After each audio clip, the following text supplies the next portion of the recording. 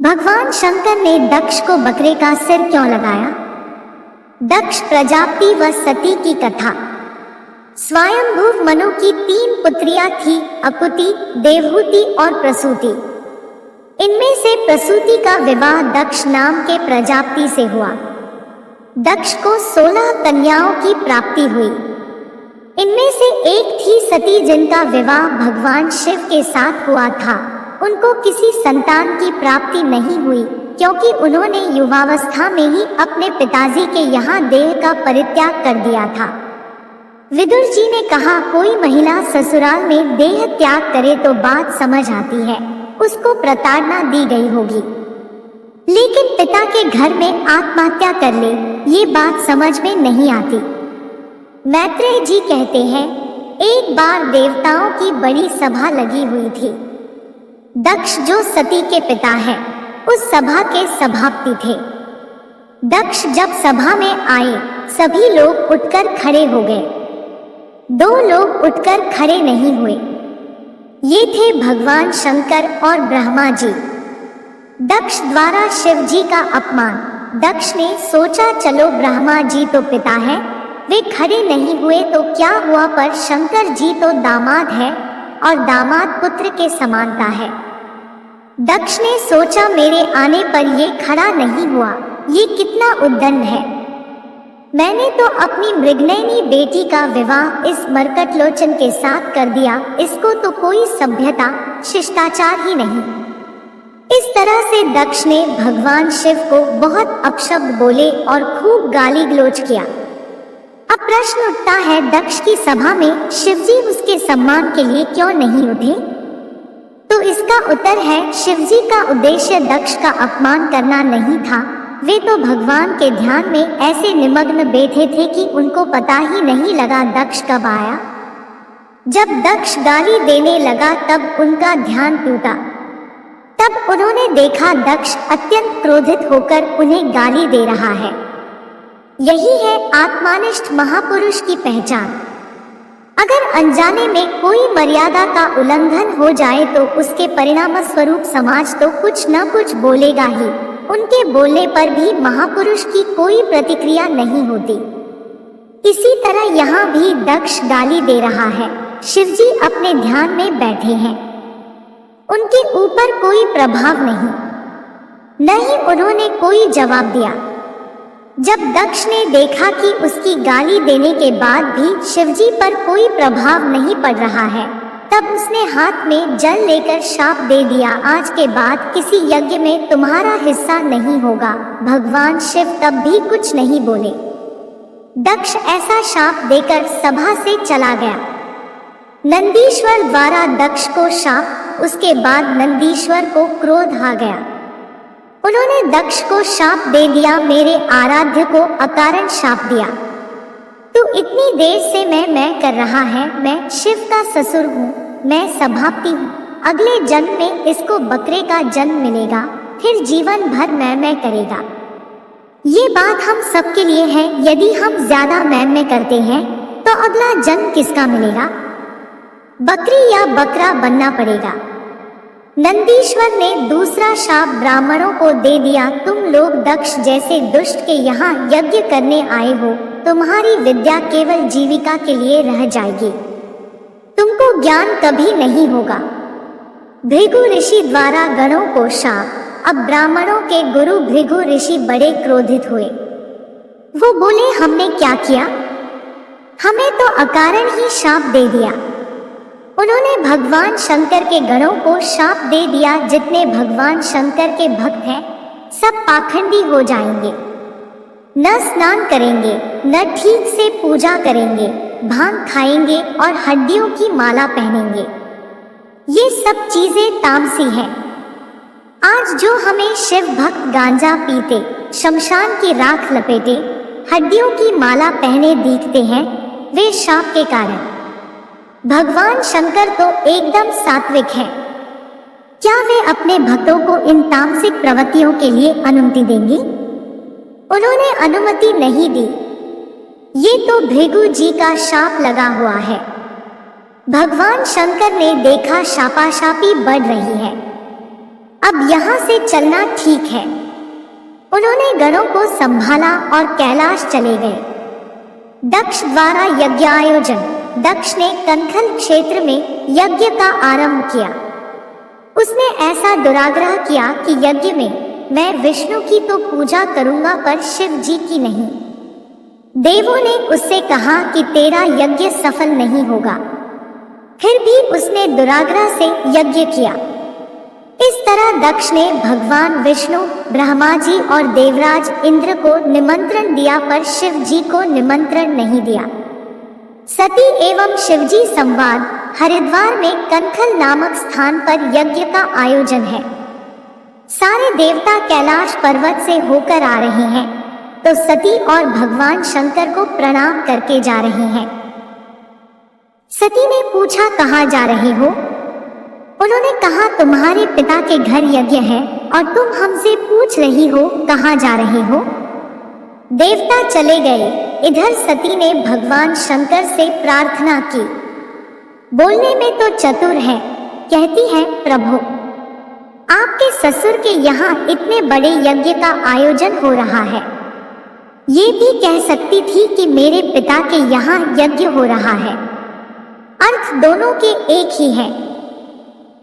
लेकिन सती कहती है, आपके ससुर के यहाँ जिससे आपका संबंध ज्यादा जुड़ जाए तो शायद चल पड़े। बोलने की चतुराई है। भगवान शिव मौन है। वे जानते हैं क्या घटना हुई है। बताने से सती को सिर्फ दोहक ही होगा। सती कहती है, निमंत्रण नहीं मिला इसलिए शायद आप जाना नहीं चाहते हैं। शास्त्रों में विधान है, गुरु के यहाँ, पिता के यहाँ और मित्र के यहाँ बिना निमंत्रण के भी जा सकते हैं। जब सती भगवान शिव को शास्त्र का विधान बताने लग गई तो भगवान शंकर को हंसी आ गई। भगवान शंकर सोचने लग गए, सारे संसार को उपदेश मैं करता हूँ, आज ये सती मुझे शास्त्र का विधान बता रही है। शिवजी ने सती को समझाया, देवी तुम ठीक कहती हो, गुरु के यहाँ, पिता के यहाँ और मित्र के यहाँ बिना निमंत्रण के जा सकते हैं, पर यदि जानबूझकर निमंत्रण नहीं दिया गया हो तो बिल्कुल नहीं जाना चाहिए, क्योंकि उसके अंदर कोई न कोई द्वेष है। वहां जाने से भलाई नहीं होगी। अतः मेरी सलाह है, तुमको अपने पिता के यहाँ इस समय नहीं जाना चाहिए। इतना कहकर भगवान शंकर मौन हो गए, क्योंकि पता है दक्ष पुत्री है, अपनी बुद्धि बहुत चलाती है, पता नहीं मानेगी या नहीं। सती के अंदर द्वंद्व चल रहा था। पति की याद आए तो अंदर, पिता की याद आए तो बाहर। समझ नहीं आ रहा था क्या करूं। ऐसे अंदर बाहर कर रही थी। फिर उनको गुस्सा आ गया। भगवान शंकर की और लाल लाल नेत्रों से देखते हुए बिना बताए चल पड़ी। भगवान शंकर ने गणों को आदेश दिया, तुम्हारी मालकिन जा रही है, तुम भी साथ में जाओ। नंदी को ले जाओ और सामान भी ले जाओ, क्योंकि ये अब लौटने वाली नहीं है। देखिए, भगवान शंकर अपनी पत्नी को नहीं समझा पाए। आपकी पत्नी आपकी बात न माने तो दुखी मत होना, सोच लेना, ये तो सृष्टि की परंपरा है। ब्रह्मा जी अपने बेटों को नहीं समझा पाए, शंकर जी अपनी पत्नी को नहीं समझा पाए, तो आप क्यों दुखी होते हो? ये दुनिया ऐसे ही चलती है। सती द्वारा देह त्याग, सती चली गई। भगवान शंकर को कोई चिंता नहीं, वे ध्यान में बैठ गए। अपने पिता दक्ष के यहाँ जाकर सती ने देखा भगवान शंकर का कोई हिस्सा नहीं था। भगवान शिव का अपराध किया गया है, यह सोचकर सती जी को क्रोध आया और उन्होंने अपने पिता से कहा, मूर्ख पिता, क्या महादेव जैसे देवता दुनिया में है? सती ने कहा, दक्ष, तुमको छोड़कर इस विश्व में कौन ऐसा व्यक्ति होगा जो शिव का विरोधी होगा? कोई विष्णु का विरोधी हो सकता है, ब्रह्मा का विरोधी हो सकता है, पर शिव का विरोधी तो रावण भी नहीं था, कुंभकर्ण भी नहीं था, जरासंध भी नहीं था, हिरण्यकशिपु भी नहीं था। ये सब शिव भक्त थे। शिव इतने दयालु, इतने कृपालु हैं कि अपने भक्तों के लिए अपना सब कुछ दे देते हैं, अपना भी ध्यान नहीं रखते। तुमने उनका विरोध किया। शास्त्र में लिखा है, जहाँ गुरु का और भगवान का विरोध हो रहा है तो कानों में उंगली लगाकर वहां से चले जाओ। जो सुनेगा और विरोध नहीं करेगा उसको भी पाप का भागी बनना पड़ता है। सती कहती है, मैं तेरी जीभ तो नहीं काट सकती, पर अब मैं लौटकर कैलाश भी नहीं जा सकती। शिव तो परम दयालु है, वे तो स्वीकार कर लेंगे, परंतु दुष्ट दक्ष, ये शरीर तेरा दिया हुआ है, तेरे जैसे दुष्ट के दिए शरीर से मैं वहां नहीं जा सकती। वो मुझे दक्षपुत्री कहकर बुलाएंगे तो मेरे लिए मरने के समान हो जाएगा। इसके बाद सती ने भगवान शिव का ध्यान किया और यज्ञ की उत्तरी दिशा में बैठकर योग के माध्यम से अग्नि को प्रकट किया और अपने शरीर को भस्म कर दिया। अब तो हाहाकार मच गया। शिवजी के रुद्र यज्ञ का विध्वंस करने लगे। भृगु जी ने देवताओं को प्रकट किया और रुद्रगणों को मार मार कर भगा दिया। शिव जी द्वारा वीरभद्र को यज्ञ विध्वंस की आज्ञा। ये समाचार जब नारद जी को मिला, नारद जी ने भगवान शिव को बताया, प्रभु सती की ये दशा हुई है। अब भगवान शिव को रोष आया। शिव जी को अपने अपमान पर क्रोध नहीं आया, पर आज सती का अपमान हुआ तो भयंकर क्रोध आया। उन्होंने अपनी एक जटा उखाड़ी और जमीन पर पटक दी। उससे एक विलक्षण पुरुष प्रकट हुआ जिसके 3 नेत्र थे, भयंकर विशाल शरीर वाला था, हाथ में त्रिशूल लिए वीरभद्र भगवान थे। वीरभद्र ने शिव जी को प्रणाम किया और बोले, क्या आदेश है? शिवजी ने कहा, एक ही आदेश है, दक्ष को मार डालो, यज्ञ को विध्वंस कर दो। वीरभद्र जी उत्तराखंड होते हुए हरिद्वार की तरफ पहुंचे। अपराह्न का समय था। दोपहर के 3 बज रहे थे। यजमान लोग विश्रामशाला में थे, पंडित और देवता लोग यज्ञशाला में थे। वहां जाकर वीरभद्र ने यज्ञ को विध्वंस कर दिया। यज्ञशाला के डंडे उखाड़ दिए, बांसों से यजमानों की, देवताओं की, पंडितों की पिटाई की। यज्ञ में भगदड़ मच गई। वीरभद्र ने 4 लोगों को पकड़ लिया। एक तो यजमान दक्ष को, एक आचार्य भृगु जी को जो यज्ञ करा रहे थे, और 2 देवता जो शिव के विरोधी थे, पूषा और भग। सबसे पहले दक्षिणा आचार्य को मिली। शास्त्रों में कहा है, आचार्य को डबल दक्षिणा दी जाती है। उनके दाढ़ी और मूछ एक साथ उखाड़ दिए, क्योंकि वो अपनी बड़ी बड़ी दाढ़ी फटकार करके शिव जी को सजा देने के लिए इशारा कर रहे थे। अब पूषा के दांत निकाल दिए, क्योंकि जब दक्ष शिव जी को गाली दे रहा था, पूषा अपने बड़े बड़े दांत निकालकर हंस रहा था। इसका अर्थ है, यदि हम अपने शरीर की किसी भी इंद्रिय का उपयोग दूसरों के अहित के लिए करेंगे तो वो अंग बेकार हो जाएगा। पूषा ने दांतों का दुरुपयोग किया।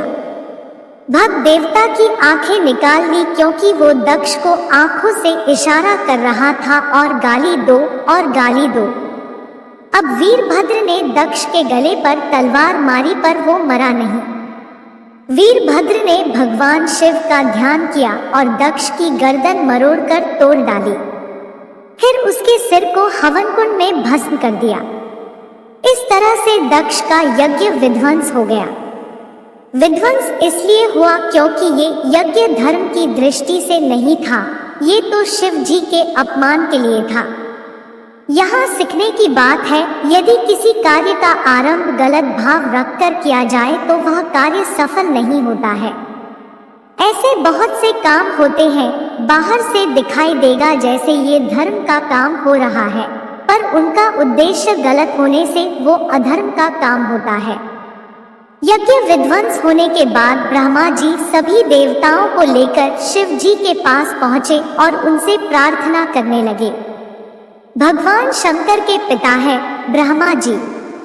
शिव जी बोले, पिताजी आप प्रार्थना मत करिए, आप आज्ञा करिए, क्या करना है? ब्रह्मा जी ने कहा, देखो यजमान को जीवित कर दो। दक्ष यज्ञ पूरा किए बिना मर गया है।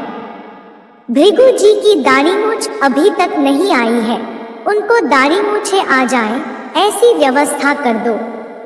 पूषा को दांत मिल जाए, भक्त देवता को आंखें मिल जाए, बस हम इतना ही मांगते हैं। भगवान शिव हमेशा अपनी मस्ती में रहते हैं। बोले, अभी कर देता हूँ, इसमें कौन सी बड़ी बात है। अपने एक गण को बोला, किसी बकरे का सिर काट कर ले आओ। बकरे का सिर ही क्यों मंगाया? हाथी का, शेर का, किसी का भी मंगा लेते।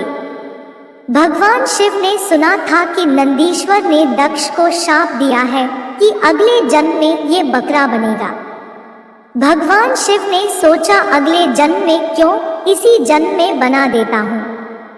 बकरे का सिर मंगाया और दक्ष के शरीर में जोड़कर उसे जीवित कर दिया। दक्ष जीवित हो गया। उसने भगवान की स्तुति की और क्षमा याचना की। सती जी का पुनर्जन्म, सती माता ने फिर से पार्वती के रूप में जन्म लिया। फिर कठिन साधना की और भगवान शिव के साथ उनका विवाह हुआ। अब उनकी बुद्धि अडोल थी। सती जी अब पार्वती रूप में अपनी ज्यादा बुद्धि नहीं लगाती है। वे जानती हैं जो पहले हुआ वो ज्यादा बुद्धि लगाने के कारण हुआ। शिक्षा, एक कोई भी सत्कर्म यदि गलत भाव रखकर किया जाता है तो वह सफल नहीं होता है। 3, जो ज्यादा मैं करता है उसे बकरे का जन्म मिलता है। दक्ष को भी बकरे का मोह लगा। 4, जो एक देवता की आराधना करेगा और दूसरे का अपमान करेगा उसकी वही दशा होगी जो दक्ष की हुई। उपासना की पद्धति है, अपने आराध्य की उपासना करो और सम्मान सबका करो, अपमान किसी का मत करो। अगर आप श्री कृष्ण भक्त हैं और राम मंदिर गए तो राम जी से श्री कृष्ण प्रेम मांगो। सबका सम्मान करो और आराधना अपनी आराध्य की। गुरु के प्रति, ईश्वर के प्रति अपनी ज्यादा बुद्धि नहीं लगानी चाहिए। जिज्ञासा करो पर कुर्तक मत करो।